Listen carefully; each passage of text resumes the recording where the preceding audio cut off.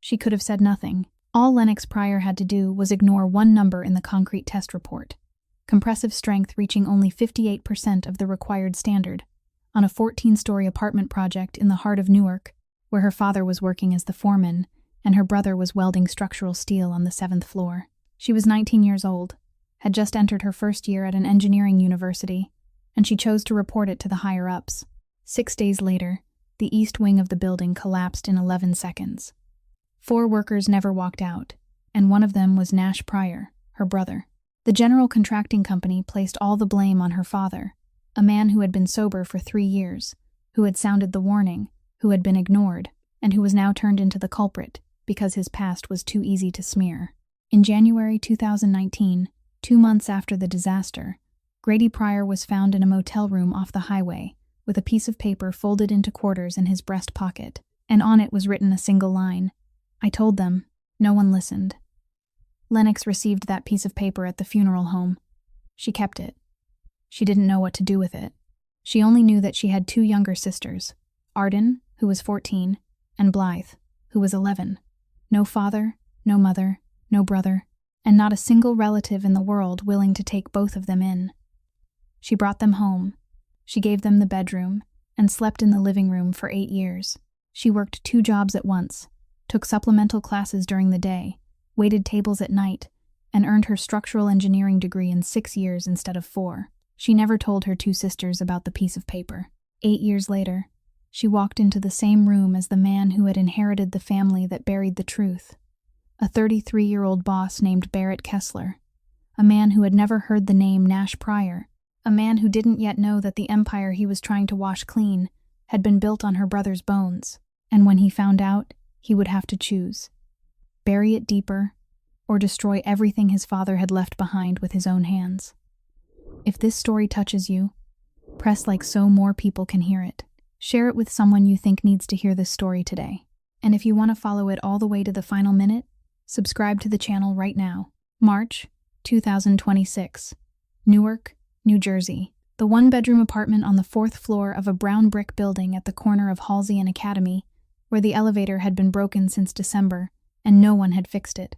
Lennox Pryor sat on the wooden floor at 11 o'clock at night, her back against the leg of the sofa, her laptop open on her lap, a structural drawing spread across the coffee table, beside a box of drafting pencils and a notebook with a worn spine.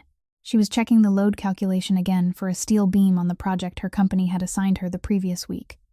And she knew the number was right, but she checked it for the 3rd time, because she always checked for the 3rd time, because she was the kind of person who didn't put her name on anything until she was certain it wouldn't collapse. Her phone vibrated.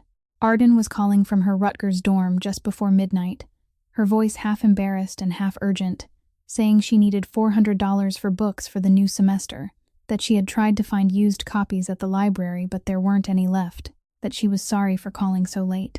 Lennox said she would send it in the morning in the most normal voice she could manage, then ended the call and opened her banking app. $2,340. Rent was $1,100, due Monday. $400 for Arden. That left $840 for everything else, and everything else meant electricity, water, car insurance, gas, and food. She closed the app. She didn't calculate anymore. She was used to knowing exactly how much money she had at every hour of the day, the way a pilot knows how much fuel is left, not because she liked it, but because if you didn't know, you fell. A message from Blythe appeared. Brooklyn, 11:15. Blythe sent a side-angle photo of a small painting she had just sold online, acrylic on canvas, showing construction scaffolding at sunset, with the line, "I sold it for $200, sis," and a smiling face emoji. Lennox looked at the picture. She recognized her sister's style in every brushstroke, the way Blythe always painted unfinished structures as if they were more beautiful before completion, as if there was something in bare scaffolding that was truer than any finished wall. She texted back a smiling face emoji. She didn't say that she had skipped dinner for the 2nd night in a row. She didn't say that during the harsh weekdays, her lunch often consisted of a single packet of instant noodles split in 2, half for lunch and half saved for a meager dinner. She endured these lonely, bitter nights and tightened her belt for one sole purpose: to ensure that when Sunday came, she would have just enough dollars left to afford the traditional spaghetti dinner for her sisters. There were many things she didn't say to her 2 sisters. She was used to that by now. The apartment was silent. The old heater clattered somewhere inside the wall. Streetlight slipped through the thin curtains, drawing a long yellow stripe across the wooden floor. On the bookshelf beside the window, between a row of engineering textbooks with cracked spines and a stack of old construction magazines, there was only one framed photograph. Grady Pryor stood in front of a building under construction, wearing a white hard hat and a flannel shirt with the sleeves rolled up. A rare smile on a face that almost never smiled in ordinary life. Nash stood beside him, half a head taller than their father, holding a roll of drawings under one arm. His eyes narrowed against the sunlight. Behind them was the steel frame of a new building that had risen to the 9th floor, its unwelded beams pointing up at the sky like the ribs of some giant animal that had not yet grown skin. Lennox looked at that photograph every night, not because she missed them, but because she was afraid that one day she would wake up and no longer see their faces clearly in her mind. That memory would fade little by little like ink on paper eaten away by sunlight, and she wouldn't realize it until it was too late. The photograph was how she kept them there. It wasn't a relic. It was an anchor. She looked toward the drawer of the desk in the corner of the room. She didn't open it. She knew what was inside. She had known for 8 years, and for 8 years she hadn't known what to do with it. So she did the only thing she knew how to do. She went to work, paid the rent, sent money to Arden, and texted emojis to Blythe. She checked drawings for the 3rd time at midnight, spending the last 2 years of those 8 years as a professional engineer, all while living in an apartment where winter wind slipped through the gaps in the window and summer heat made the wall paint peel away in small flakes. She didn't call that living. She called it keeping everything from falling. And up to this moment, she was still holding it all up. That same night, 90 miles southwest of Newark, Philadelphia was sinking into the kind of artificial light that big cities never truly turn off. The rooftop floor of the Kessler Grand Hotel on Broad Street, a 12-story limestone-fronted building the Kessler family had bought back in 1997 and turned into the unofficial headquarters for everything they didn't want named on paper. Barrett Kessler's private office sat in the northeast corner, with 2 glass walls looking out over Broad Street and City Hall. No curtains, no paintings on the walls, nothing at all to suggest that the man sitting in this room needed the outside world to look in and understand who he was. Barrett was 33 years old. His black hair was cut short at the nape, his eyes blue-gray, the kind of eyes the person across from him never quite knew whether to call cold or simply still, like the surface of a deep winter lake when there is no wind. He wore a tailored charcoal gray 3-piece suit, the cuff of his shirt showing exactly 1.5 centimeters, no watch, no ring, no jewelry of any kind, because Barrett never wore anything another person could use to read him. On his desk, there was only an open laptop and a cup of black espresso that had gone cold some time ago. He was reading the final prospectus for the initial public offering of Kessler Construction, the largest and most legitimate construction company in the entire family empire, the entity Barrett had spent the past 5 years restructuring, cleansing, and wrapping in layer after layer of paperwork until it was clean enough to stand before the Securities and Exchange Commission without anyone smelling what lay underneath. This first stock offering was the final step. After it, Kessler Construction would be a public company, listed, audited quarterly, transparent on paper. After it, Barrett would have what his father never had, an empire that light could shine into without anyone having to close their eyes. Merritt Dane stood beside the west-facing window, his back angled slightly against the glass, his hands clasped behind him.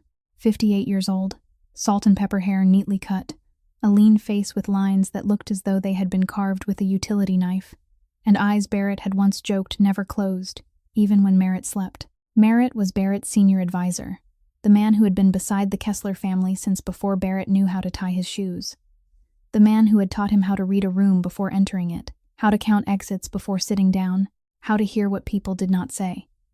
Merritt was also the only person allowed to stand in this room without Barrett inviting him. He looked out the window for a while, then said, in a voice as calm as if he were reading the weather forecast, "There's an old project I think you should know about before the auditors come in.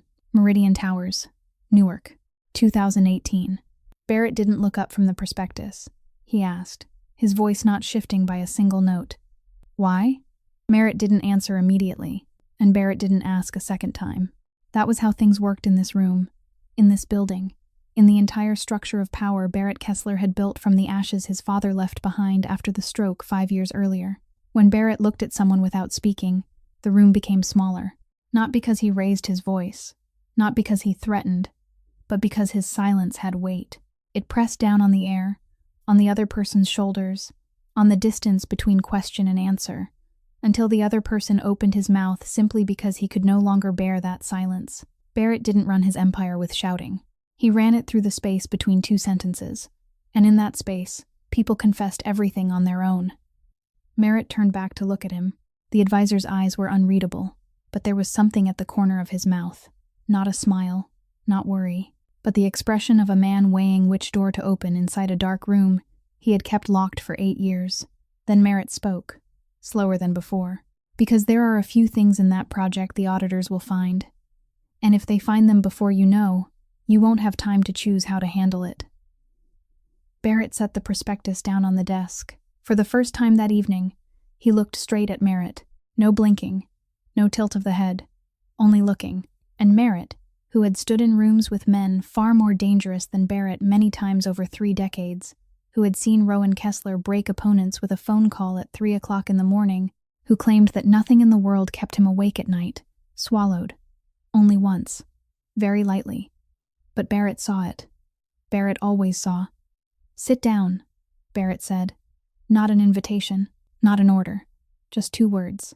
And Merritt sat. Outside the glass, Philadelphia was still bright, still awake, still moving. But inside the rooftop office of the Kessler Grand Hotel, something had just begun to shift, slow and heavy, like the first crack in the foundation of a building everyone thought would stand forever. 2 weeks after the night, Merritt Dane mentioned the name Meridian Towers in the rooftop office. Barrett Kessler sat in the back seat of a black Escalade, crossing the Benjamin Franklin Bridge east toward New Jersey. He didn't often go to job sites himself. He had people for that. Project directors, chief engineers, an entire machine of well-paid staff so he would never have to step onto dust and gravel. But the Ironbound redevelopment project was the largest project Kessler Development was pouring money into. A 14-acre site in the heart of Newark, including 4 old buildings that needed to be demolished, and an apartment complex that would rise in their place. And the IPO prospectus Barrett read every night had an entire chapter devoted to this project, with numbers polished so beautifully they almost seemed to glow on paper. Barrett wanted to see it with his own eyes. He didn't trust numbers. He trusted concrete. Merritt sat in the passenger seat, silent, as always. 2 weeks had passed since the night he mentioned Meridian Towers, and Barrett still hadn't asked again. Merritt hadn't said anything more either. Between the 2 men, a silence had been expanding day by day, like a crack in a wall that both of them could see but neither had yet chosen to point at. The Ironbound construction site at 9 o'clock in the morning was a yard of red dust, the sound of drills, trucks backing up with beeping alarms, and the smell of diesel mixed with crushed old brick. Sheet metal fencing surrounded it, the Kessler Development sign hanging at the main gate, a navy blue logo on a white background, clean, professional, as if this company had never had a dirty day in its history. Barrett stepped out of the car, white hard hat on, his suit jacket folded neatly on the back seat, leaving only a white shirt rolled to the elbows. He passed through the gate with Merritt and the project manager, a man named Hobbs, middle-aged, beer-bellied, with the habit of nodding too much when speaking to the person who paid his salary. Hobbs was explaining the demolition progress on Building B when Barrett heard the voice. Not shouting, not arguing. It was the voice of someone reading data in a tone so cold that the listener knew every number was a bullet already chambered. A woman's voice. 3rd floor. Barrett looked up. On the concrete slab of the 3rd floor of the old building waiting to be demolished, through the scaffolding and safety netting, he saw her. A young woman in a yellow hard hat and orange reflective vest. Auburn hair tied in a ponytail slipping through the ventilation opening at the back of her helmet, holding an open roll of drawings in front of a man at least 20 years older than she was. That man was the technical manager on the subcontractor's side. Barrett recognized the face, though he didn't remember the name. They were standing beside a horizontal steel beam, and the woman was pointing to a spot on the drawing as she spoke, her voice even, unhurried, each word laid down like brick in a wall. Barrett couldn't hear every word from the ground, but he heard enough to understand that she was talking about the load-bearing index of the beam, that the number in the report didn't match the number she had measured, and that she refused to sign off on it.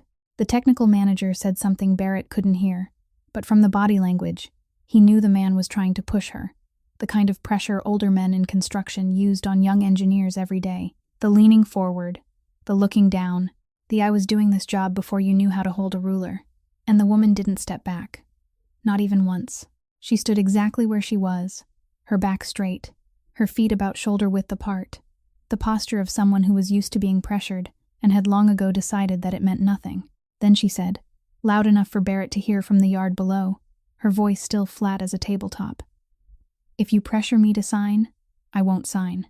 And if you find someone else to sign in my place, I'll put your name in the report." The technical manager stood still for 1 second. Then he rolled up the drawing, turned his back, and walked away without another word.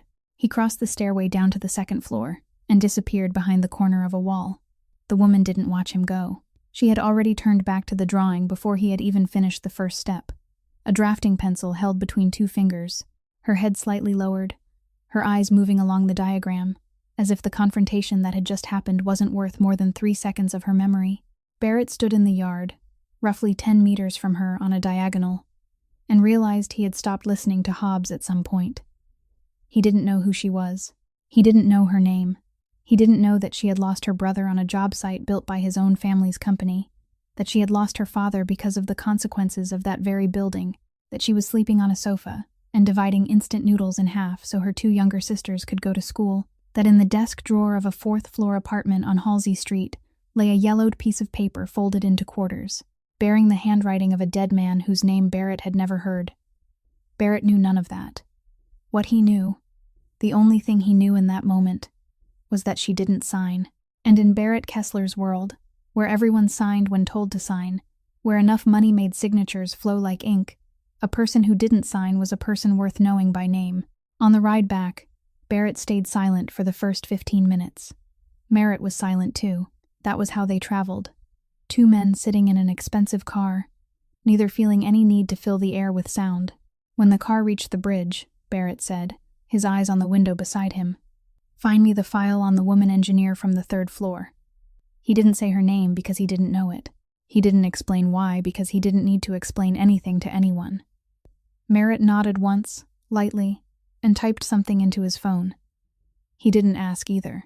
In 30 years of working for the Kessler family, Merritt Dane had learned that Barrett never asked for anything without a reason, and that the reason was never something you could guess until after it had already happened. The black Escalade crossed the Benjamin Franklin Bridge west, toward Philadelphia, toward the 12-story building on Broad Street, toward the prospectus lying on the desk and waiting for the final signature. And behind them, on the red dust construction site in Ironbound, a woman whose name Barrett still didn't know was standing on the 3rd floor, checking the steel beam for the 3rd time, because she always checked for the 3rd time, because she was the kind of person who understood that what killed people wasn't concrete or steel, but the signature of someone who couldn't be bothered to check. It began with a file no one was ever supposed to read carefully. When the company assigned Lennox to inspect the old buildings in Ironbound before demolition, she received a cardboard box of records from the archives of the Newark Department of Buildings, including construction permits, material testing reports, phased acceptance records, all yellowed with age, many pages stuck together from dampness, many so faded she had to tilt them toward the light to read them. Most engineers would have skimmed them, checked the main numbers, signed their name, and passed them along. Lennox didn't skim. Lennox read every page. She read because that was how she worked, and she worked that way because she understood, deep down to the bone, that there were pages that, if someone had read them more carefully 8 years earlier, 4 men might have gone home for dinner that night. She didn't think about this consciously. It was simply there, in every turn of a page, like breathing. On page 67, she stopped. A concrete inspection permit from 2016 for another housing project in Ironbound, signed by a laboratory called Tri-State Materials Testing. She knew that name. Tri-State Materials Testing was the lab that had signed the concrete inspection report for the Meridian Towers project. She knew because she had read the OSHA report on the collapse dozens of times over the past 8 years, read it until she remembered every name, every number, every signature at the bottom of each page.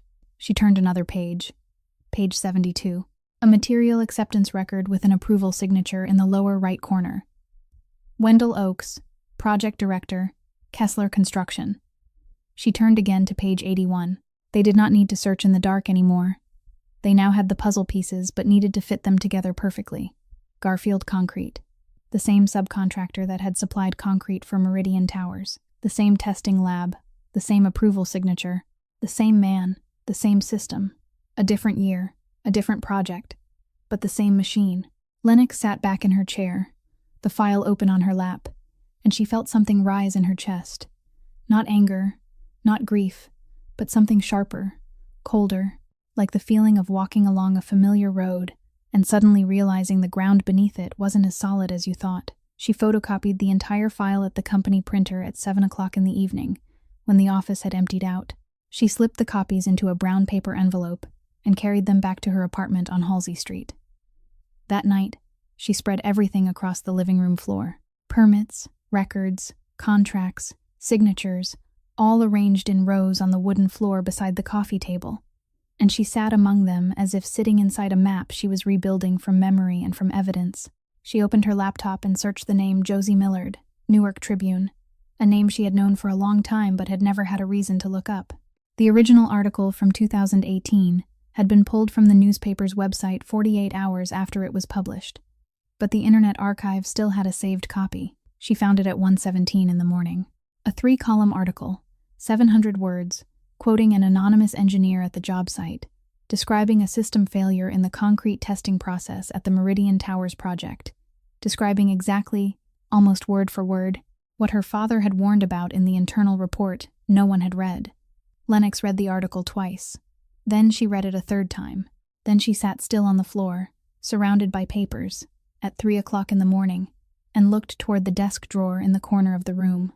And for the first time in 8 years, the thing inside that drawer was no longer something she kept because she didn't know what to do with it. It was evidence. And Lennox Pryor, the woman who had spent 8 years only trying to keep everything from falling, allowed herself, for the first time, to think of another word. Not keep, claim. Tatum Hargrove was not a brave person. She would be the first to tell you that if you asked, and she would say it in the dry voice of a chief accountant who had spent 30 years of her career watching money pass through her hands without ever sticking to her fingers, at least not sticking in any way that could be proven in court. 61 years old, retired for 4 years, living alone in a small brick house in Catonsville, outside Baltimore, with an old cat named Receipts, a name she had chosen because she thought it was funny, and because after 30 years in accounting, she felt she had earned the right to name a cat after a professional term. She read books, watered plants, took morning walks around the neighborhood. And she didn't think about Kessler Construction every day, but she thought about it every week, usually at 3 o'clock in the morning, when her eyes opened in the dark, and the combination lockbox in the basement felt heavier than everything else in the house put together. She read the article in the Philadelphia Business Journal on a Tuesday morning while drinking coffee at the kitchen table, which highlighted that Kessler Construction was aggressively preparing for its upcoming historic IPO. The headline read, Kessler Construction prepares for historic IPO, estimated valuation of $350 million. The article included a photograph of Barrett Kessler, standing in front of the Kessler Grand Hotel on Broad Street, Philadelphia, which the reporter called the unofficial headquarters of a construction empire in transition. She read the article twice. Then she set down her coffee cup, looked at the old cat lying on the chair across from her, and said aloud, in a voice as calm as if she were reading a balance sheet, an IPO means an audit. An audit means they'll turn over every page. And if they turn to Meridian Towers before someone controls the story, everything hits the fan, including me. Tatum didn't wait. She didn't make a phone call. She didn't write an email. She went down to the basement, opened the 4-digit combination lockbox she had kept for 8 years in the corner of a shelf behind the washing machine, and carried it up to the kitchen table. She didn't open it to check, because she remembered exactly what was inside. She remembered because she had placed every single paper into it with her own hands in early December of 2018, exactly 3 weeks after the collapse, in the accounting office of Kessler Construction, at 9 o'clock at night, when no one else was left in the building, and she had carried the box home in a grocery basket, because no one checked the grocery basket of a 53-year-old accountant. She took a white envelope, the ordinary kind used for mailing letters, and wrote a short note by hand. She didn't draft it first. She wrote it once, every word even and controlled. Because Tatum Hargrove was the kind of woman who did everything correctly the first time and didn't revise. I don't know what kind of man you are, but I know what kind of man your father was. If you're like him, burn this box. If you're not, you'll know what to do. She placed the note inside the envelope, sealed it, and wrote 2 words on the outside. Barrett Kessler. No return address. No phone number. No name. She drove 3 hours from Baltimore to Philadelphia at noon, in the silver 2015 Honda Civic she had driven since the day she bought it. No radio, no phone, only the sound of the engine and the sound of a woman's thoughts after she had held a secret long enough for it to become part of her body and was now preparing to cut it out. She arrived at the Kessler Grand Hotel at 3 o'clock in the afternoon. She parked 2 blocks away. She walked into the lobby dressed ordinarily. Brown coat, slacks, flat shoes, looking like any middle-aged woman passing through Center City on a Tuesday afternoon. She placed the lockbox and the envelope on the front desk, told the employee this was a personal package for Mr. Barrett Kessler, and left the lobby before the employee had time to ask her name. She drove back to Baltimore that same afternoon. 3 more hours. No radio, no phone. But this time, the passenger seat was empty. The place where the box had rested for the first 3 hours, and Tatum looked at that empty space in the rearview mirror and felt something she hadn't felt in 8 years. Lightness. Not lightness because she had escaped blame, but lightness because the note in the envelope had said exactly what she had wanted to say for so long and never dared, and now it was sitting on the front desk of a hotel in Philadelphia, waiting for a man she had never met to decide who he was. At 10 o'clock that night, the front desk clerk handed Barrett the box and the envelope, explaining that an unknown woman had left them earlier that afternoon. Barrett carried the box upstairs, entered his room, and set it on the desk. He opened the envelope first. He read the handwritten note. He read it twice. Then he sat down in the chair, looked at the combination lockbox, and knew that the moment he opened it would be the moment everything changed in a way that could never be reversed. He turned the 4 numbers. The box opened. Inside were 2 sets of documents. The first set was printed internal emails between Wendell Oakes and Rowan Kessler, 14 pages, from September to November of 2018, with the same subject line repeated in almost every email. Material cost optimization. Meridian. Material cost optimization. Tatum knew, and now Barrett knew, that this was what Rowan Kessler called replacing code-compliant concrete with substandard concrete, the way people called firing restructuring and lying message adjustment.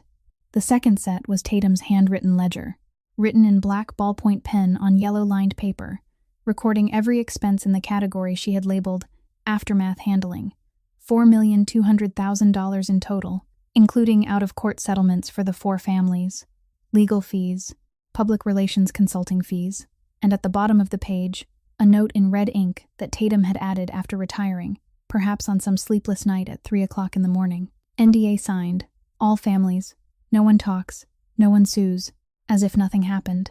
Barrett read everything. He read every email page, every line of notes, every number, every name. He read until the clock on the wall showed 2 o'clock in the morning, then 3 o'clock, then 4 o'clock. He didn't call anyone. He didn't stand up. He sat at the desk, the yellow desk lamp shining down on the papers, and read them over and over, like a man memorizing a sentence he knew he would have to pronounce, not on his father, but on himself, on the Kessler name, on everything he had spent 5 years trying to rebuild, and now only understood, had been founded not on concrete, but on bone. The first light of morning slipped through the curtains at 5:47. Barrett was still sitting there. The papers were still open on the desk, and the combination lockbox lay empty beside them, its mouth open, like a confession completed. That was an agreement neither of them ever said aloud, but both of them understood from that first afternoon in the kitchen on Halsey Street, when the 2 glasses of water still sat full and the folded paper lay between them on the table. During his deep dive into the system that night, Barrett discovered critical financial files that Tatum's lockbox lacked.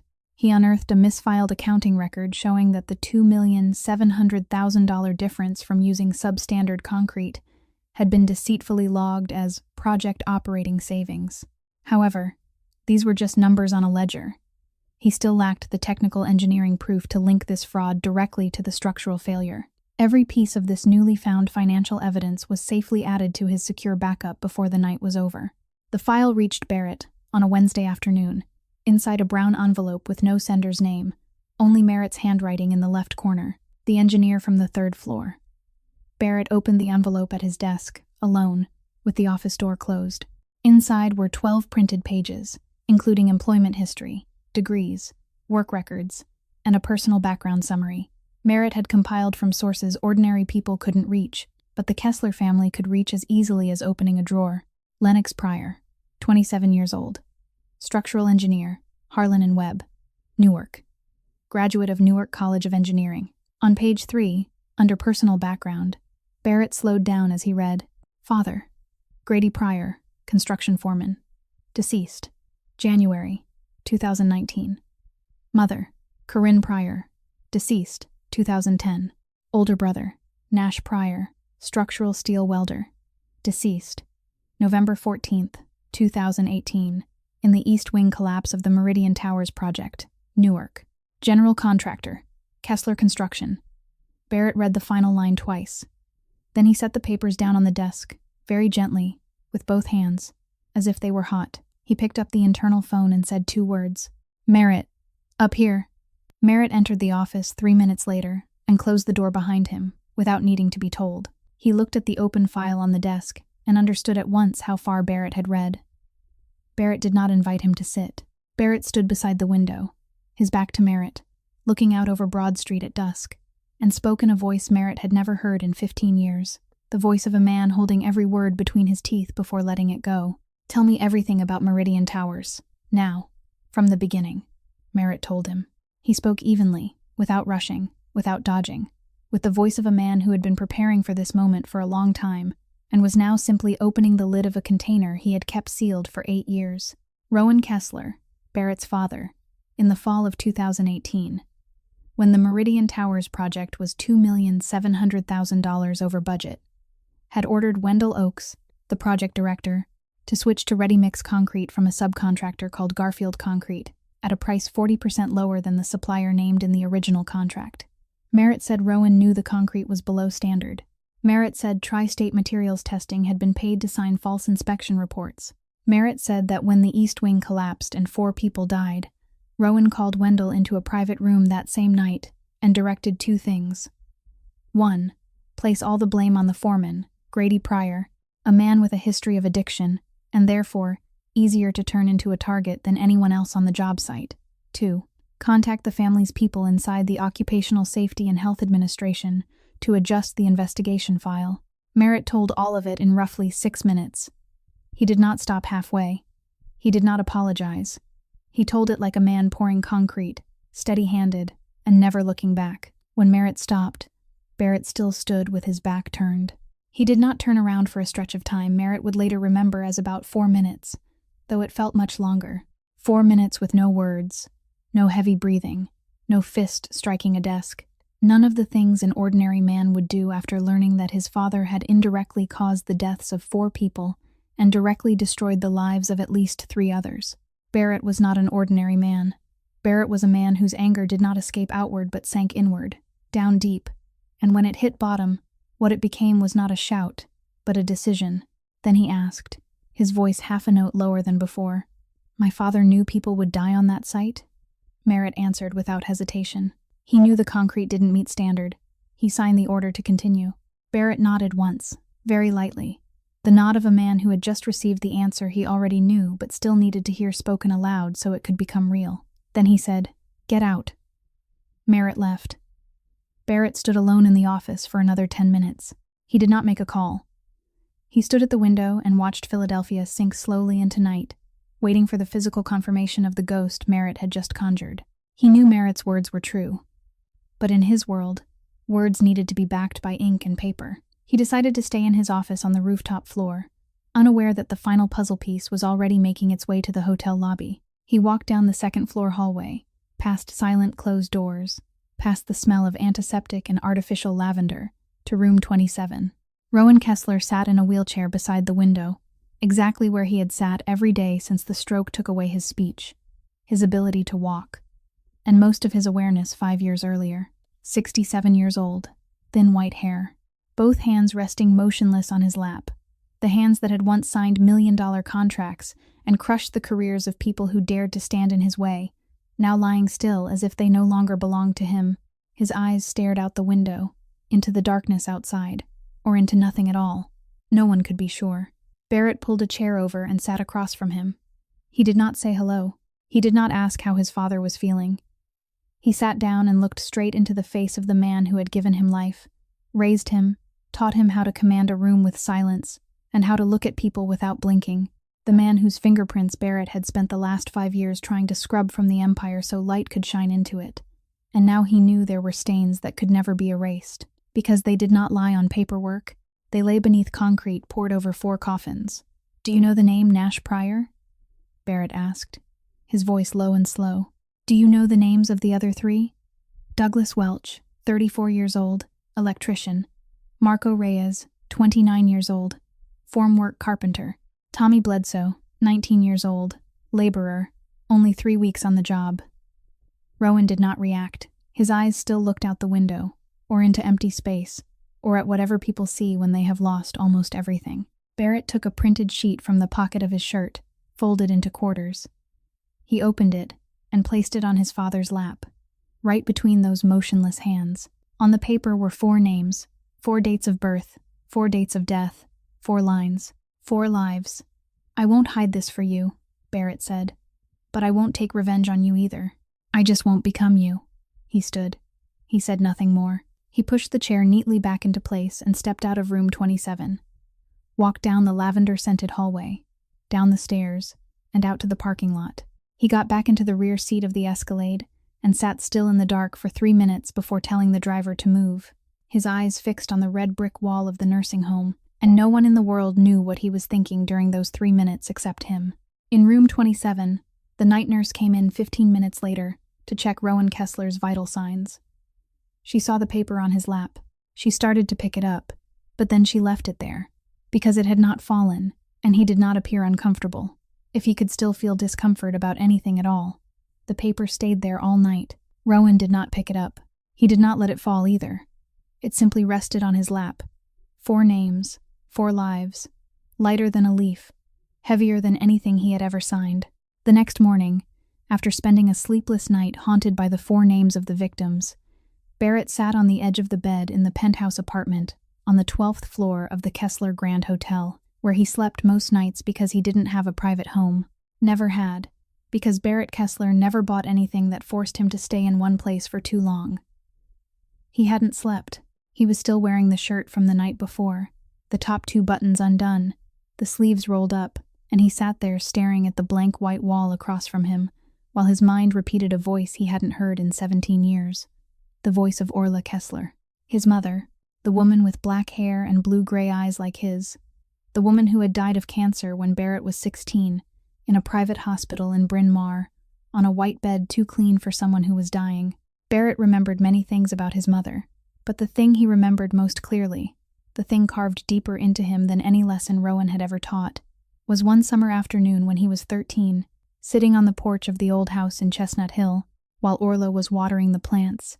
He asked his mother why his father was never home for dinner. Orla set the watering can down, looked at him, and said in a voice he now understood was the voice of someone who had known the truth for a long time and had chosen to live with it instead of running away from it. "Dirty money never dries, Barrett. It stays wet forever, and it sticks to everything the person holding it touches." He was 13. He didn't understand. Now, 20 years later, sitting on the edge of the bed at 6 o'clock in the morning, with 4 names still echoing in his head, he understood. He picked up the phone and called Gallagher, the chief financial officer of Kessler Construction, who was in New York preparing for the final roadshow before the listing day. Gallagher answered after the second ring, his voice bright, the voice of a man thinking about commissions on a red carpet. Barrett said, "Cancel the IPO. Right now. Withdraw the entire filing from the Securities and Exchange Commission. Cancel the roadshow. Cancel the meeting with the underwriters." The silence on the line lasted 3 seconds. Gallagher asked, "Barrett, can you tell me why?" Barrett said, "No explanation needed yet." Then he hung up. Barrett didn't need physical evidence to know Merritt was telling the truth. He had known Merritt long enough to tell the difference between when the advisor was negotiating and when he was confessing. Last night had been a confession. Every word Merritt spoke carried the weight of something compressed for far too long, and Barrett heard it in the way Merritt didn't hesitate, didn't choose his words, didn't look away. Barrett needed physical evidence to prove it to the outside world, to the courts, to the press, to anyone who would ask. But to stop himself, to know that he couldn't put the family name on the stock market and let thousands of people buy shares in an empire built on concrete mixed with blood money. Merritt's account was enough. The account and the 4 names. The account and his mother's voice from 20 years ago. That same afternoon, Barrett chose a different route. He drove the dark blue, faded 2012 Ford F-150. Pick up the truck he kept hidden and used only when he wanted to go somewhere without anyone recognizing him as Barrett Kessler. He drove north on Interstate 95, past Trenton, past New Brunswick, and entered Newark at 3 o'clock in the afternoon. He parked on Halsey Street, across from the 4-story brown brick building listed in the file. He sat in the truck for 5 minutes, looking up at the 4th-floor window, and he didn't know what he was going to say. For the first time in a very long while, Barrett Kessler was walking into a situation without a script. He took the stairs because the elevator was broken. 4th floor, apartment 4B. He knocked 3 times, evenly, neither hard nor soft. Footsteps sounded inside. Then the door opened. Lennox Pryor stood at the threshold, auburn hair tied back in a ponytail, wearing a gray t-shirt and jeans, socks on her feet, no shoes. She looked at him. She looked longer than a normal person would look at a stranger knocking on her apartment door at 3 o'clock in the afternoon. She didn't panic. She didn't ask, "Who are you?" She only looked, and Barrett understood at once that she knew. She had looked up his name. She knew what it meant for him to come here, or at least she knew enough not to close the door. She said, her voice flat, not angry, not afraid, the voice of someone who had lived with a truth for so long that it no longer made her tremble. "I know who you are. I know what your father's company did." Barrett didn't step back. He didn't step forward either. He stood exactly where he was and said, "I know now. I only just found out, and I didn't come here to ask you to forgive him." Silence. The heater clattered somewhere inside the wall. Cars moved on the street below. Lennox didn't take her hand off the doorknob. She asked, "Then what did you come here for?" Barrett looked straight into her eyes. Dark brown eyes. The eyes of someone who had cried enough and now only looked. He said, "To ask what you want to do." Silence again. Longer this time. Lennox looked at him the way she looked at a load-bearing structure during inspection. Not at the surface, but inside. Searching for cracks. Searching for weak points. Searching for signs of something about to break. She looked that way for about 10 seconds. Then she stepped aside, not saying, "Come in," not saying anything at all, only stepping aside, and Barrett understood that was the only invitation he would receive. The kitchen table was small, just enough for 2 people to sit. Lennox poured 2 glasses of water from a plastic pitcher in the refrigerator. Not coffee, not tea, water. Barrett understood the message she perhaps didn't mean to send, or perhaps entirely meant to send. This was not a social conversation. This was not a meeting where anyone needed to feel comfortable. This was water, the bare minimum one person gave another, when that person sat in her kitchen and had not yet proven he deserved more. Then Lennox stood, walked to the desk in the corner of the room, opened the drawer, and took out something she had kept for 8 years, a piece of paper folded into quarters, inside a clear plastic sleeve, yellowed by time. She returned to the kitchen table, placed it between the 2 glasses of water, and sat down. She said nothing. She only set it down and looked at Barrett, and that look said, "Read it." Barrett picked up the paper. He opened it. He read the handwritten line in faded blue ink, the script slightly shaky, the handwriting of a man writing in a state Barrett did not want to imagine. He finished reading.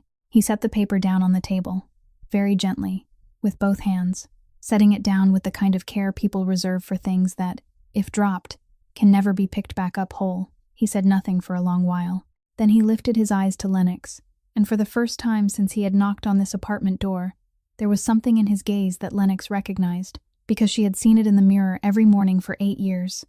Not pity, not guilt, but the heaviness of a person who had just realized he was standing on the wrong side of history, and now had to choose between staying there and stepping across. Outside the window, Newark in the March afternoon was still loud, still dusty, still alive. The 2 glasses of water on the table were still full. No one drank. Lennox dug from the outside. She accessed the public OSHA database at night, after work, on her personal laptop in her apartment.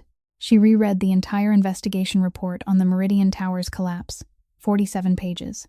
This time not through the eyes of a 19-year-old girl searching for an answer to why her brother had died, but through the eyes of a 27-year-old structural engineer searching for evidence.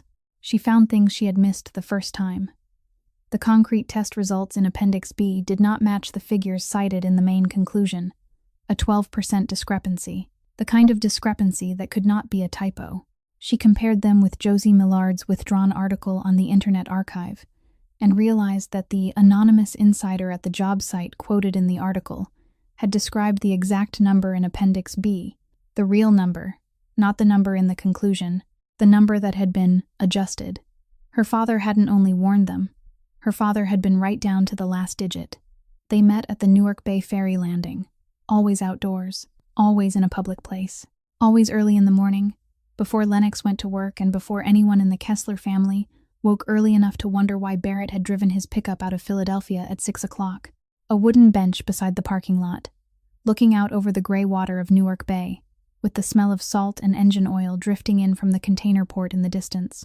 Barrett brought the hidden financial logs, while Lennox brought her detailed structural analysis. They sat beside each other on the bench, laying the papers between them to bridge the gap between corporate greed and engineering reality, fitting the pieces together, slowly, carefully, 1 page at a time. Barrett spoke little. Lennox spoke even less. Most of the time they only read, took notes, marked things, and now and then one of them pointed to a line on a page, and the other nodded, and that was enough. No explanation was necessary. When you place 2 people who both know how to read evidence beside each other, language becomes excess. Barrett brought coffee. Every time they met, he arrived with 2 paper cups, one black with no sugar for himself, and one lightly sweetened oat latte for her. He never asked what she drank. The first time he handed her the oat latte, Lennox looked at it, looked at him, and didn't ask how he knew. She only took it and drank. Barrett knew because he observed. He had seen the paper cup in the trash can in her apartment that afternoon on Halsey Street, the logo of the corner coffee shop, the handwritten words on the lid, oat latte, less sugar. One detail. Enough. Barrett didn't explain, and Lennox didn't thank him. Not because she was ungrateful, but because between the 2 of them, at this point, in this context, a thank you would turn the coffee into a favor. And the coffee was not a favor. It was simply something one of them brought because the other needed it. The same way Lennox brought the structural analysis because Barrett did not have the expertise to read it. The same way Barrett brought the financial records because Lennox did not have access. They needed each other for practical reasons, and the trust between them was built on that practical foundation, not on promises, not on feelings, not on anything either of them said aloud. Lennox trusted Barrett not because he said the right thing. She trusted him because he had canceled the $350 million IPO before she had asked for anything, before she had laid out any condition, before she had even let him through her door. He had stopped himself. And in Lennox Pryor's life, where no one had ever stopped for people like her, that was the only thing worth trusting. 3 meetings in 2 weeks. Each one lasted about an hour. Each one ended with one of them standing, gathering the papers, and leaving without saying goodbye, because goodbye was what people said when they were not certain they would meet again, and both of them knew they would meet again, because the evidence was still incomplete, and the thing drawing them to that wooden bench each early morning was not affection, but an unfinished structure, a building made of papers and truth that they were raising together. Floor by floor, beam by beam, exact and patient, the way Lennox Pryor built everything, the way Barrett Kessler was learning how to build. Merritt Dane was not a fool. He had survived 3 decades inside the orbit of the Kessler family, not because he was loyal, though he was loyal, and not because he was good, though he was good, but because he possessed something most of the people around Rowan Kessler did not: the ability to read when the current had changed direction before it ever touched his feet. And Merritt could read that Barrett was digging. He read it in the small things, in the way Barrett began staying at the office after 11 o'clock every night instead of 10, in the way he asked IT to review access permissions to old archive folders under the excuse of preparing for the IPO audit, in the way Barrett looked at Merritt each morning when they passed each other in the hallway, no different from before, except that the very lack of difference was the sign. Because Barrett was the kind of man who, when he wanted to hide something, hid it by keeping everything exactly the same, and Merritt knew that because Merritt himself had taught him. Merritt acted on a Thursday evening, 7 days after Barrett and Lennox's third meeting at the Newark Bay ferry landing. He called Wendell Oaks. The call lasted 4 minutes. Merritt did not say much. He said only enough for Wendell to understand. Barrett knew about Meridian Towers. Barrett was gathering records, and last week's IPO cancellation was just the beginning of his purge. Wendell was silent for 10 seconds on the line before asking what Merritt planned to do. Merritt said, "I intend to clean things up. You should start thinking about your options." Then he hung up. That night, someone accessed the internal Kessler construction server using a senior administrator account and deleted the remaining financial and corporate folders connected to the Meridian Towers project. The system recorded the access time, 11:47 at night. Account used, M. Dane, second-level administrator privileges. Barrett found it the next morning. He opened the server at 6 o'clock as usual and saw that the folders were empty. He did not panic. He did not call anyone. He sat back in his chair, looked at the screen, and almost smiled. Not because anything was funny, but because he had known this would happen. He knew because he had grown up in this house, had sat at the dinner table with Rowan Kessler every Sunday night for 16 years, had watched his father erase traces of everything from contracts to people with the same calm, ordinary men used to delete old messages from their phones. Barrett knew how people erased tracks because he had grown up among tracks that had been erased, and for that very reason, having already secured the financial files days before Merritt even had the chance to delete them, Barrett had safely kept that external hard drive hidden away. The hard drive was inside a shoebox beneath the driver's seat of the pickup, not in a safe, not in the office, because Barrett understood that the safest place to hide something was not where people thought you would hide it, but where no one bothered to look. Barrett called Merritt into his office at 8 o'clock in the morning. Merritt walked in, the door closed, and he knew the moment he saw Barrett's face that Barrett knew. Not because he was angry. In fact, Barrett was not angry at all. He was deeply sad. And Merritt, who had seen Barrett angry, had seen Barrett cold, had seen Barrett make decisions that left entire conference rooms numb, had never seen Barrett sad, and that was heavier than any rage. "Uncle Merritt," Barrett said, his voice low and slow, the voice Merritt recognized as the one Barrett used when he had already made his decision and nothing in the world could change it. "You were the one who taught me how to tie my shoes. You were the one who picked me up from school when my father forgot. You were the one who sat with me in the hospital the night my mother died because my father arrived 3 hours late." Merritt stood still. He did not sit, because Barrett had not invited him to sit. "I'm not going to do anything to you," Barrett continued, "but you will leave this building in 10 minutes, and you will not come back." Merritt did not argue.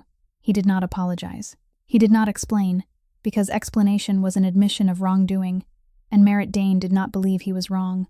He stood, fastened the top button of his suit jacket with his right hand, a gesture he had made every time he rose from a chair throughout the 30 years Barrett had known him, a small automatic gesture that belonged to muscle rather than consciousness, and precisely because it was so small, precisely because it was so ordinary, it was heavy, because it showed that Merritt Dane was leaving this room, leaving this empire, leaving the child he had taught to tie his shoes, and he was still buttoning his suit jacket, because that was how he stood up, and he would not change the way he stood up for anyone. Merritt walked to the door. He placed his hand on the handle, and he stopped. He did not turn his head. He looked at the wooden door in front of him and said, his voice flat, not trembling, not pleading for mercy, "Your father was not a monster. He was only a man who believed 4 lives mattered less than 400 jobs." Barrett answered without hesitation, as if the answer had already been inside him, before the question was even asked. "That is exactly the definition of a monster, Uncle Merritt." Merritt did not respond. He opened the door and walked out. He did not look back. He walked down the hallway, into the elevator, down to the lobby, and out the front door of the Kessler Grand Hotel. And Barrett never saw him walk through that door again. But Merritt Dane had called Wendell Oaks before he was driven out. And Wendell, during those 4 minutes on the phone with Merritt that Thursday night, had understood enough to know that he needed to run, not away from Barrett, but toward someone powerful enough that Barrett would not dare touch him. And that person had a name, and that name was in Atlantic City, the apartment on Halsey Street. Lennox stood at the stove at 6 o'clock in the evening, a pot of water boiling on the burner, steam rising to blur the window above the sink. Spaghetti, ragu canned tomato sauce, the kind that cost $4 for a large jar, mixed with sautéed garlic and a little dried oregano, because Lennox had learned that dried oregano could turn $4 sauce into something that smelled almost like $12 sauce. And after 8 years of cooking Sunday dinner for the three sisters, she had become an expert in the art of making cheap things taste almost good enough. Spaghetti was the Sunday meal because it was cheap, because it filled you up, because Arden liked it, because Blythe could eat it, and because Lennox could cook it without thinking, could simply stand at the stove and stir, and let her mind rest for the only time all week. Arden arrived at 6:30, from Rutgers, on the NJ Transit bus she took every Sunday. 22 years old, dark brown hair cut to her shoulders, eyes like Grady's, the kind of eyes that look straight at the person across from her, without blinking, until that person either told the truth or looked away. She brought a $9 bottle of red wine from the convenience store near her dorm, the kind with a pretty label and a taste that was only acceptable if you didn't know what red wine was really supposed to taste like. And since none of the three sisters knew, it was perfect. Blythe arrived at 7 o'clock, from Brooklyn, taking the PATH train and then transferring to a bus, backpack on her shoulder, sketchbook tucked under one arm, old Converse shoes stained with acrylic paint at the toes, and a smile Lennox always thought looked more like Nash than anyone else in the family, the kind of smile where the eyes narrowed before the mouth had time to open. The three sisters sat around the small kitchen table, bowls of pasta in front of them, the wine bottle opened, 3 mismatched drinking glasses because Lennox had never owned a set of glasses that matched. Arden poured wine for all 3 of them, pouring the most for herself because she said, "I'm studying for finals and dreaming of law school. I need it." And Blythe laughed, and Lennox shook her head but didn't stop her. Arden began talking about the research paper she was writing for her pre-law undergraduate labor law class, a case in which factory workers had been fired for reporting safety violations, and the court had ruled in favor of the company because the company had enough money to hire better lawyers. And Arden said, her voice half angry and half sad, the voice of a young person who had just discovered that the world was unfair and still wasn't used to the feeling, "Sis, the more cases I research for my final paper, the more I see the system leaning toward people with money. The law doesn't protect the person who's right. The law protects the person who can afford to pay for it." Lennox listened. She didn't answer. She didn't say that she knew that she had known it since she was 19, that she knew it not from textbooks, but from the thing lying inside the desk drawer. She only added more pasta to Arden's bowl, a large serving, and said, "Eat. It's getting cold." And Arden understood, in the way younger sisters understand their older sister, that the pasta was the answer. That Lennox didn't speak because some things were heavier than words, and that hot pasta added to a bowl at 7 o'clock on a Sunday night was Lennox's way of saying, "I know, and I'm sorry, and I'm still trying." Blythe didn't join the conversation about law. Blythe sat at the corner of the table, her sketchbook open on her lap, a charcoal pencil held between her index and middle fingers, and she drew.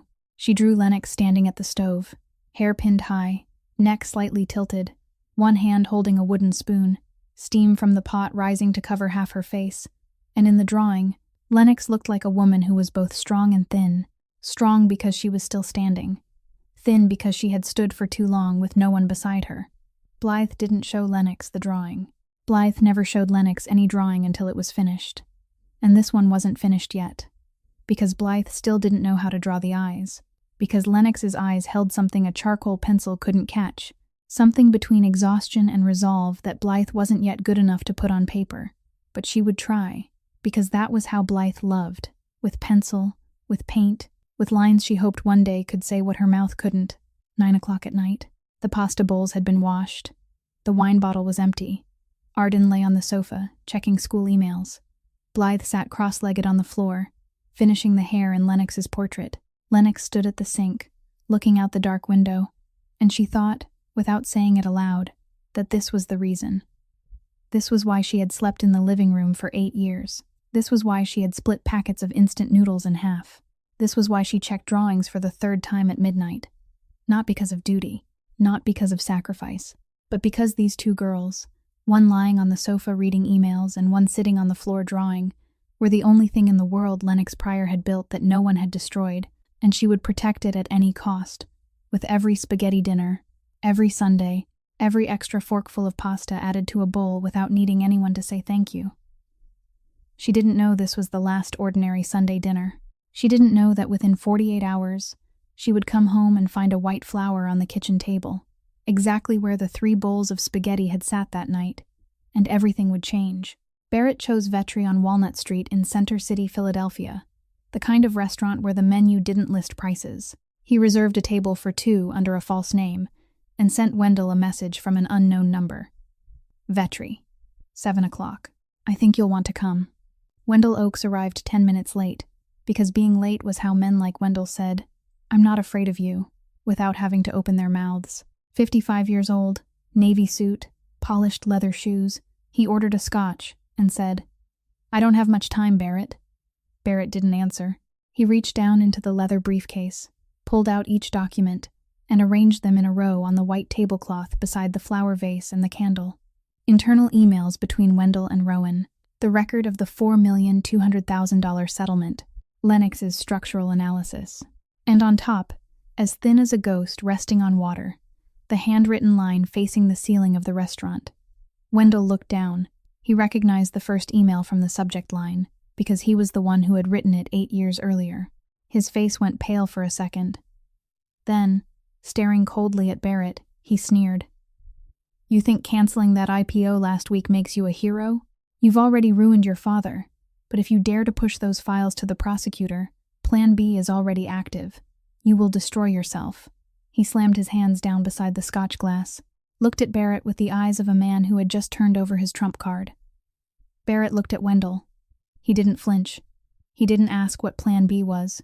He was reading Wendell the way he read everyone, not by the words themselves, but by the way they were spoken. And the way Wendell made the call right in front of him instead of stepping outside, the way he spoke loudly instead of whispering, all of it told Barrett one thing: Wendell was performing. He wanted Barrett to see him as powerful, and someone who was truly powerful didn't need others to see it. Wendell stood. "You're destroying everything your father built." Barrett looked up. "My father built on human bones. I don't call that building." Wendell turned his back and walked away between spotless white tables and couples who had no idea that 2 men had just ended a war without anyone raising his voice. Barrett sat there alone. He looked at the paper folded into quarters, still lying on the table among the silverware. The line, "I told them." No one listened. Resting in the middle of a fine restaurant Grady Pryor had never stepped into in his life. He folded the paper carefully and slipped it into the inside pocket of his suit jacket, close to his chest. Barrett knew Wendell was bluffing, but bluff or not, the game had begun, and it wouldn't stop just because someone wanted it to stop. He left the restaurant, drove back to the hotel, and called the private attorney no one in the family knew about. Deliver the complete file to the federal prosecutor's office. Eastern District of New Jersey. Official channel. "I want a stamped receipt." The attorney asked if he was sure. Barrett said, "I've never been more certain." Grady's paper, folded into quarters, was still in the pocket of his suit jacket, lighter than a business card, heavier than any contract he had ever signed. For 5 days, the envelope sat on Josie Millard's desk untouched.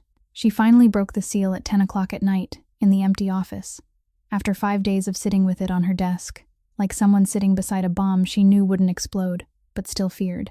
She read every page. Emails, settlement records, structural analysis. And she understood that this wasn't rumor. This was evidence on paper, with names, dates, and signatures. The kind of evidence no editor-in-chief would dare order withdrawn without turning himself into part of the story. Josie wrote for 3 days, at home, not in the newsroom. She called the new editor-in-chief of Newark Tribune, not the paper where she was working now, but Newark Tribune, the place where her original article had been killed 8 years earlier, because she wanted it to return to the very place where it had been killed. The editor-in-chief, Clarence Webb, read the draft for 2 hours and called her back at 11 o'clock at night. "We're running it on Monday's front page." Monday morning, early June, front page of Newark Tribune. The headline ran across the page: "Meridian Towers Collapse. Files buried for 8 years reveal substandard concrete and the blaming of a dead foreman." Grady Pryor was named in the second paragraph, not as the culprit, but as the man who had warned them and been silenced. Beside the new article, Newark Tribune republished the original article from 2018 with an apology from the editor-in-chief. This newsroom failed to protect an accurate article. We're correcting that failure late, but we are correcting it. 6 weeks after Barrett submitted the files to the federal prosecutor, 2 weeks after the article, the FBI arrived at Wendell Oaks' home in Chestnut Hill at 6 o'clock in the morning with a federal arrest warrant. Wendell opened the door in his sleepwear. Plan B hadn't saved him. Because there are things even the Kessler family can't protect when the front page of the newspaper and the federal prosecutor knock on the door at the same time. The OSHA file was reopened. Kessler Construction came under federal investigation, and while the press wrote and the FBI knocked, small things began to happen in Newark.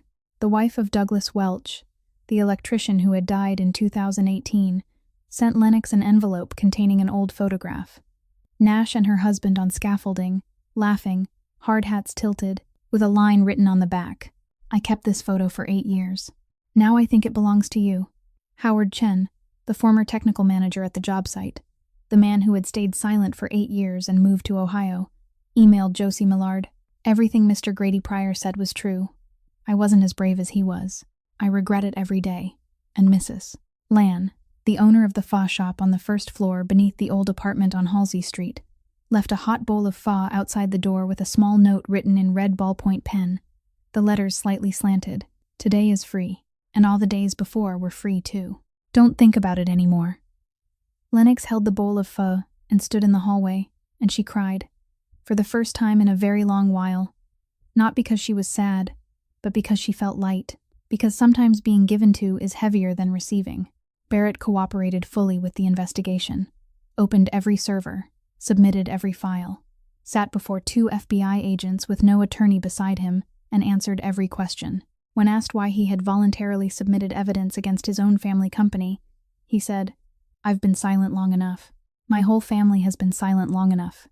He signed his name beneath every page with the name his father had given him, the name he was using to destroy everything his father had built, and he signed without his hand trembling. Blythe didn't tell anyone about the exhibition until everything was ready. She painted for 4 months, 11 pieces, all oil on canvas, all of them paintings of unfinished construction sites, bare scaffolding, rebar jutting up from concrete, floors with no walls yet, where light passed through from one side to the other. Blythe painted unfinished buildings because she had always thought they were more honest than completed ones, because when the walls hadn't been plastered yet, you could see everything that held the structure up, see the truth the surface would later cover. The gallery was called Understory, in Bushwick, Brooklyn, with exposed brick walls and polished concrete floors. 11 paintings hung along 2 walls. The centerpiece, 2 meters by 1.5 meters, hung on the final wall opposite the entrance. A portrait of Nash Pryor, oil paint. He stood on the 7th floor scaffolding, his hard hat tilted, his left hand holding the welding mask lifted away from his face, and he was smiling. The smile Blythe remembered from when she was 11 years old. Behind him, the steel frame cut the sky into squares, and the sky was amber orange, the color of 10:45 in the morning, 2 minutes before everything changed. The title of the piece was Before 10:47. Lennox came alone on opening night, late, after the crowd had thinned. She walked along the wall, looking at each painting, then reached the final one. Nash smiling, hard hat tilted, amber orange sunlight. She stood in front of the painting for 15 minutes. Then she lifted her hand, slowly, and placed her fingertip on the edge of the frame, level with Nash's shoulder. She kept her finger there, then lowered it, then placed it there again. The gallery guard stood in the corner watching, but he said nothing, because there are moments when you see someone touch a painting and you understand that they aren't touching the painting, they're touching the person inside it. The next morning, Blythe received an email from an unfamiliar address. I want to buy before 10:47. $12,000. 12,000. 10 months of rent. Blythe wrote back without drafting. Thank you. This piece isn't for sale. It doesn't belong to me enough to sell. But thank you for understanding that it has value. That means more than $12,000. She didn't know the sender was Barrett Kessler, the man who had come to the gallery before Lennox, had stood before the portrait of Nash for 3 minutes, had looked at the smile of the man his father had indirectly killed, and had walked out leaving no trace except an email. Barrett never told Blythe, never told Lennox. He kept the rejection email in his inbox and didn't delete it, because the sentence, "Thank you for understanding that it has value," was the closest thing to forgiveness he had ever received from the Pryor family, even though the person who said it didn't know whom she was saying it to. 1 month later, Newark City Hall Auditorium. 60 reporters, 12 cameras, 2 rows of press seats filled early. The spokesperson for the United States Attorney's Office for the Eastern District of New Jersey read the results of the federal investigation in an even, emotionless voice. Wendell Oaks had been indicted on 4 charges. The OSHA file from 2018 had been declared invalid. Grady Pryor was not responsible. Grady Pryor was the man who had warned them. His name had been officially restored. The Pryor-Kessler Construction Labor Safety Fund was established, co-founded by Lennox Pryor and Barrett Kessler. The 2 names sat beside each other on the same line, and the contradiction needed no explanation. Lennox stood from the front row, white shirt, black slacks, flat shoes, hair tied in a ponytail, exactly the way she dressed for work, because Lennox didn't own clothes for occasions like this, and she didn't buy any. She walked up to the podium. No speech. Nothing in her hand except one single thing, small, folded into quarters, yellowed with age. She raised the paper, gently, with both hands, at chest level. "This is the only thing my father left behind," she said, her voice low and even. "Not money, not a house, a piece of paper, with one line." She stopped. She breathed. "I told them." No one listened. Silence. 60 reporters didn't type. 12 cameras didn't turn their lenses. "My father wrote that line before he died. Alone. After losing his job, losing his son, losing everything, because he told the truth and the truth didn't save him. I kept this paper for 8 years. For 8 years, I didn't know what to do with it. For 8 years, all I knew how to do was keep my 2 sisters in school and keep myself from falling apart." She looked down at the paper. Then she lifted her head. "Today," someone heard. She folded the paper, carefully, along the old creases, and she slipped it into the left breast pocket of her shirt, close to her heart, exactly where the paper had been when they found her father. The circle closed. Grady's pocket, Lennox's hand, Lennox's pocket. The paper had come home. She stepped down from the podium, said nothing more, thanked no one. Because Lennox wasn't a speaker. She was a builder, and she had placed the truth down exactly once. Second row. Blythe sat still, her sketchbook open on her lap, looking at the faded pencil strokes of Lennox's portrait drawn by the kitchen stove months ago. As she looked up at her sister standing strong and undefeated at the podium, she realized that the long, exhausting journey to hold their family together was finally complete. She didn't lift it up. She only held it. Beside Blythe, Arden sat with her back straight, her eyes never leaving her sister from the moment Lennox stepped onto the podium until the moment she sat down. And in Arden's gaze there was something that, if you looked closely, you would recognize as pride. Not because her sister was brilliant, but because her sister was still standing. After everything, still standing. At the back of the hall, Barrett Kessler stood beside the oak column, hands in the pockets of his coat. He didn't go on stage, didn't speak, didn't shake anyone's hand. He stood where the cameras couldn't reach, because today wasn't his day. Today belonged to Grady Pryor, to Nash, to the 4 men who had died on the job site his father built. Barrett had lost Kessler Construction, lost the empire. He was facing 3 years of probation. He had lost everything with his own hands, by his own decision, and he stood at the back of the hall, watching Lennox fold the paper and slip it into the breast pocket of her shirt. And for the first time in 33 years, he felt something he had no word for. Not happiness, not sadness, not pride. Something lighter than all of it, cleaner than all of it. And if he had to choose one word, only one word, he would choose light. Because for the first time in his life, Barrett Kessler carried nothing on his shoulders. No empire, no secrets, no hidden burdens. Only him, standing at the back of the room, and the only thing he felt was light. 3 months after the press conference, autumn, Camden, New Jersey, across the Delaware River from Philadelphia, Barrett Kessler lived in a 1-bedroom apartment on Federal Street, paying the rent from a personal account he had separated from all family assets. No penthouse, no rooftop floor, $7 a bag filter coffee instead of black espresso. Barrett was rebuilding. not an empire.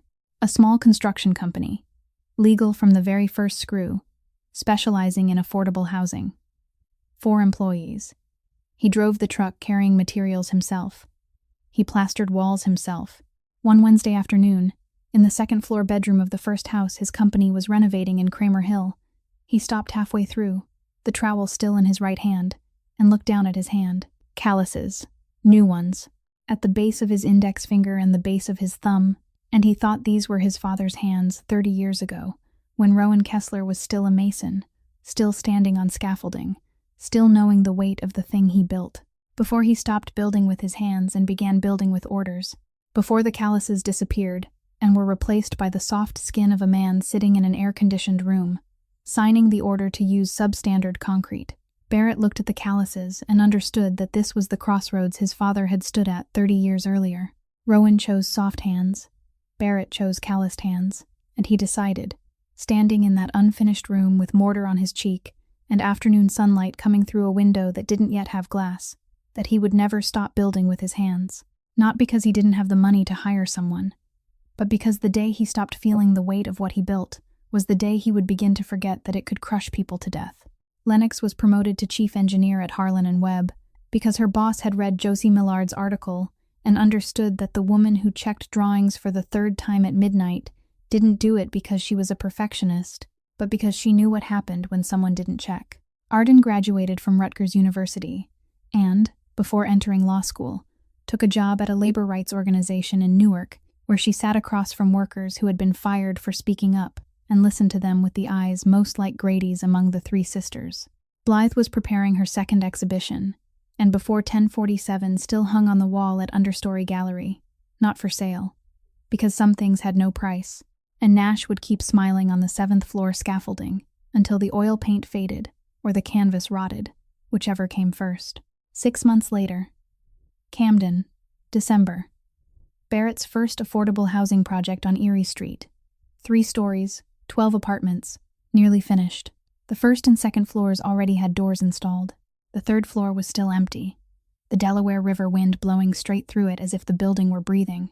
Barrett was plastering a wall on the 2nd floor, trowel in hand, mortar on his cheek, a small radio on the windowsill that no one was listening to. Lennox arrived at 2 o'clock in the afternoon. Structural inspection contract. Harlan & Webb. She went through each floor, taking notes, marking things, professional, not looking at Barrett as she passed the room where he was plastering. 1st floor, passed. 2nd floor, passed. Then she went up to the 3rd floor. Empty floor. Cold wind. Raw, unplastered concrete. She walked down the hallway, checking every column, every beam. Then she stopped. On the final wall, opposite the large window overlooking the river, there was writing in white industrial chalk. 4 names, 4 dates of birth, the same date of death. Nash Pryor, Douglas Welch, Marco Reyes, Tommy Bledsoe, and below them, 1 line. This building stands because they weren't allowed to. Barrett's handwriting. Lennox set the clipboard down on the floor. She raised her right palm to the wall, right beside Nash's name. The concrete was cold in the way new concrete always was, patient, heavy, trustworthy. She kept her hand there for a very long time. She didn't cry. She only stood there, her palm on the concrete, and she felt the wall beneath her hand. Steady, solid, and this time, no one had died, and this time the concrete was real, and this time the building would stand. When she came down to the ground floor, Barrett was washing his hands at the outdoor faucet, rubbing mortar from the hands that had calluses at the base of the index finger and the base of the thumb. He didn't ask whether she had seen it. She didn't say. She handed him the structural inspection report. 12 pages, all passed. And on the final page, the final line, where the engineer signed to certify approval, Lennox had added 1 word in blue ballpoint pen before her signature. 1 word that didn't belong on any form, didn't exist in any procedure. 1 word she wrote because she needed to write it. Safe. Barrett read. He reached the final page. He looked at that word longer than any number in the previous 12 pages. Then he folded the report, carefully, into a small rectangle, and slipped it into the left breast pocket of his shirt, close to his heart, exactly the way Grady Pryor had once kept his paper, exactly the way Lennox had placed that paper into her breast pocket in front of 60 reporters at City Hall. 3 breast pockets, 3 papers. The first was tragedy. The second was justice. The third was the future. Wind from the Delaware River blew through the doorless ground floor. Lennox stood 3 steps from Barrett on the concrete yard. No one said anything.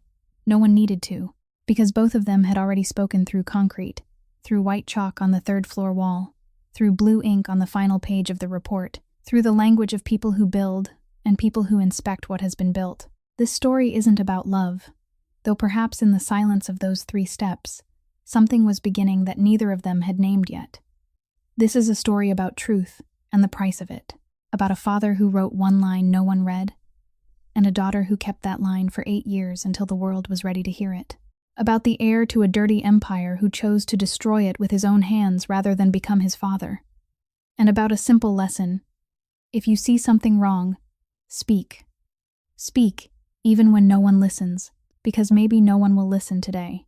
But one day, someone will open a drawer, find your paper, and this time, they'll hear.